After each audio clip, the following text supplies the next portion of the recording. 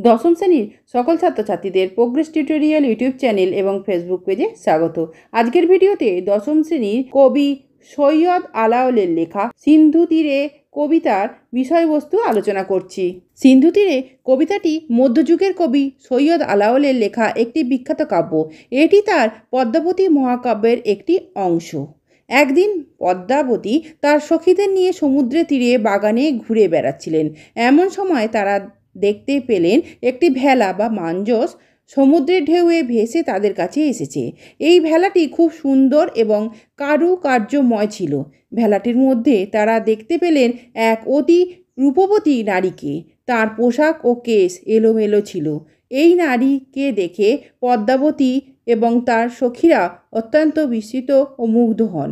নারীটিকে তাদের একজন দেবদূত বা বিদ্যাধরী বলে মনে হয়, যিনি কোনো অভিশাপের কারণে এই অবস্থায় পড়েছেন।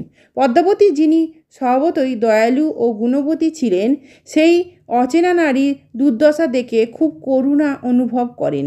তিনি অনুমান করেন যে কোনো ঝড়ে বা প্রাকৃতিক বিপর্যয়ে হয়তো এই ভেলাটি এখানে এসে পৌঁছেছে। তিনি দেরি না করে তার সখীদের নির্দেশ দেন এই অসুস্থ ও অচৈতন্য নারীকে সাবধানে তুলে নিয়ে তার সুন্দর মহলে নিয়ে যেতে।